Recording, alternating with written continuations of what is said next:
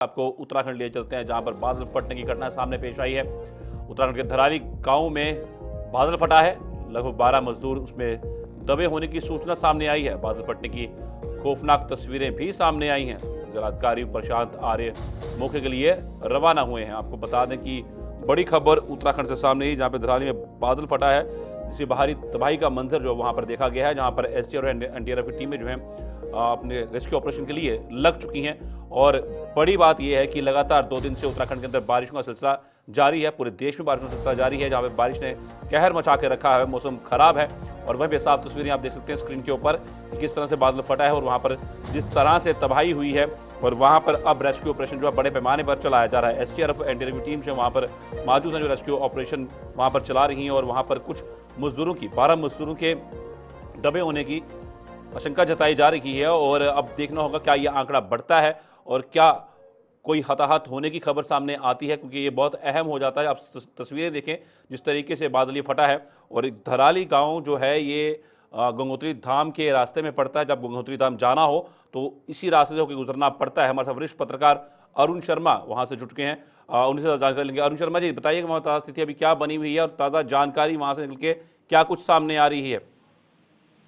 देखिए, अभी ये थोड़े समय पहले की घटना है और जब जैसी वीडियो हम देख रहे हैं, जिस तरह ये खीर गंगा के ऊपर बादल फटा है और बादल फटने से जिस तरह मलबा तमाम गांव में घुस गया। वो बाजार था, धराली का बाजार था ये, जो हरसिल के पास पड़ता है, जो गंगोत्री से पहले मुख्य पड़ाव है, तो उसके पास ही ये जगह पड़ती है धराली, और उसका मुख्य बाजार था। दूर से लोगों ने देखा जब वो मलबा आ रहा था, तो उन्होंने सीटी बजाकर, फोन कर कर, हल्ला मचाकर लोगों को सावधान करने की कोशिश भी की। लेकिन उस मलबे की जद में जो भी मकान आया, जो भी सामान आया, उसने उसे तबाह कर दिया। और उसके बाद का मंजर यह है कि वो एक प्लेन मैदान जैसा हो गया। जब वो जो पानी निकल गया, तो उसके बाद ये लग रहा है कि वो मैदान हो गया। तो इस घटना को देखते हुए हरसिल से जो सेना है, क्योंकि हरसिल में सेना का कैंप रहता है, सेना हरसिल से, उसके बाद भटवाड़ी से एसडीआरएफ, एनडीआरएफ, पुलिस और प्रशासन की तमाम टीमें मौके पर चली गई हैं। अब राहत और बचाव का काम चल रहा है। मुख्यमंत्री, क्योंकि इस टाइम आंध्र प्रदेश के दौरे पे हैं, मुख्यमंत्री ने वहां से भी अधिकारियों से संपर्क किया है और उसके बाद घटना का जायजा लिया है और बृहद पैमाने पर राहत और बचाव कार्य के निर्देश दिए हैं। जी अरुण शर्मा जी, आप ये समझना चाहेंगे कि ये जो गांव है यहाँ पर कितनी रिहायशी है और कितने मकानों को नुकसान पहुंचा? क्या इसकी जानकारी जो है वो निकल के सामने आई है? कितने लोगों की वहां पर लापता होने की खबर सामने आई है? देखिए, अभी स्थिति, क्योंकि अभी थोड़ी देर पहले की घटना है, इसलिए पूरी स्थिति बाद में ही पता लगेगी, जब लोग अपने मिलने वालों को गिनेंगे कि वो कौन वहां है मौजूद और कौन नहीं है।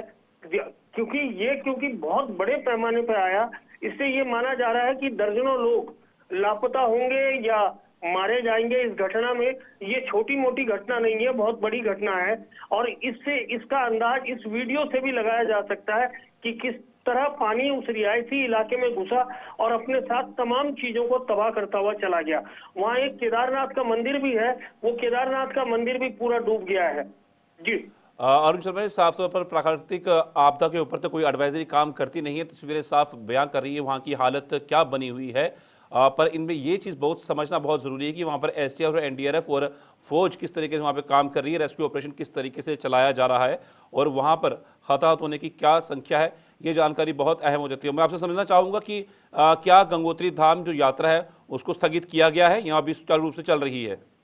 नहीं, अभी ऐसी कोई सूचना नहीं आई है प्रशासन की तरफ से। लेकिन चूंकि ये बिल्कुल गंगोत्री के रास्ते से सटा हुआ गांव था और ये यात्रा का एक पड़ाव भी कह सकते हैं कि यहाँ इसलिए क्योंकि यात्रा चल रहा है, तो सीजनल दुकानें बहुत सारी लगती हैं, रेगुलर भी होती हैं, आसपास के गांव का ये केंद्र है, तो वो उस वजह से मुझे लगता है कि ये संख्या बढ़ेगी, जो भी होगी हताहतों की संख्या या बहने वालों की संख्या बढ़ेगी, लेकिन वो चीजें धीरे धीरे सामने आएगी। मैं एक महत्वपूर्ण चीज आपको बता दूं कि आप ये देखिए, एक साइंटिफिक रीजन बादल फटने का ये समझने की कोशिश करिएगा और हमारे दर्शकों को समझाने की कोशिश करिएगा कि जो 2 इंच की पाइपलाइन होती है, जब उस पाइपलाइन में पानी का फोर्स हम देखते हैं कितना तेज होता है, वो दीवार तक को तोड़ने की क्षमता रखता है। तो जब क्लाउड बर्स्ट होता है, बादल फटता है, तो पानी का लेवल एकदम से 24 इंच बढ़ जाता है। तो 24 इंच पानी का फोर्स उसके रास्ते में जो भी आता है उसे तबाह करता चला जाता है। और हमारे सामने बहुत सारी घटनाएं इस तरह की उत्तराखंड में हो चुकी हैं कि जब कहीं बादल फटा और उसके बाद आसपास के गांवों का पूरा नक्शा बदल गया। तो यही स्थिति धराली की भी होने वाली है। जी अच्छा, एक चीज और समझेंगे आपसे, ये जो यात्रा मार्ग है गंगोत्री धाम का, तो उस मार्ग को कहीं अवरुद्ध तो नहीं किया है इस बादल फटने की वाकया ने? अभी ये सूचना भी नहीं आई है, क्योंकि अभी तमाम जो टीमें हैं वो राहत और बचाव पे लगी हैं। तो अभी ये कोई सूचना नहीं आई है, क्योंकि ये थोड़ी देर पहले की घटना है।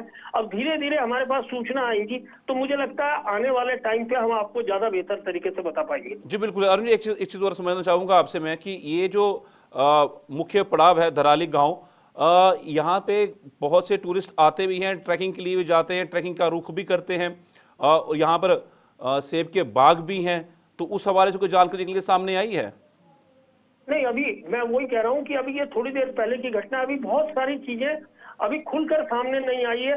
अभी पहला जो उद्देश्य है प्रशासन का भी, पुलिस का, एनडीआरएफ, एसडीआरएफ का, कि किसी तरह राहत और बचाव के काम तेजी से चलाए जाए और जितने लोगों को बचाया जा सकता है बचाया जा सके। अच्छा, यहाँ पर जब ट्रैकिंग रूट के लिए जब लोग यहाँ पहुँचते हैं, जो पर्यटक यहाँ पे पहुँचते हैं, तो उनकी कोई रजिस्ट्रेशन होती है यहाँ पे? नहीं नहीं, ऐसा तो कुछ नहीं है जी।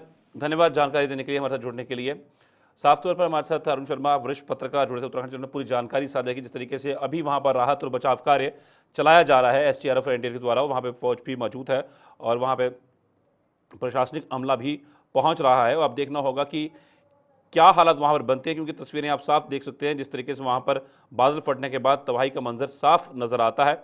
और साफ हमारे साथ वरिष्ठ पत्रकार जब जुड़े हुए थे, उन्होंने साफ कहा कि इसमें कुछ घर जो है वो बिल्कुल मैदान बन गए हैं। अब देखना होगा उनमें लोग रहे थे या नहीं रह रहे थे, वहाँ पर अगर रह रहे थे कितनी तादाद थी, तो ये अभी जानकारी साफ नहीं हो पाई है। पर एक बड़ी ही प्राकृतिक आपदा जो है ये देखने को मिली है और अब देखना होगा आगे सब कुछ क्या निकल के सामने आता है।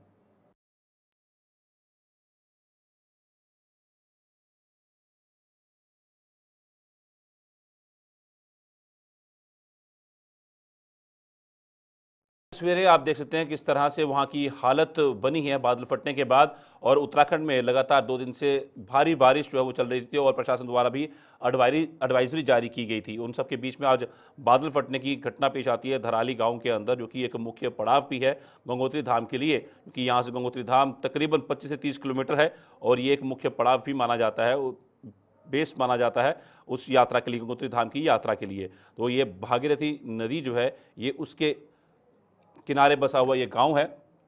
तो ये देखना होगा कि यहाँ पर कितने लोग हताहत हुए हैं और जो लापता है तो उनको किस तरह से रेस्क्यू किया जाता है और कहाँ से वो मिलते हैं।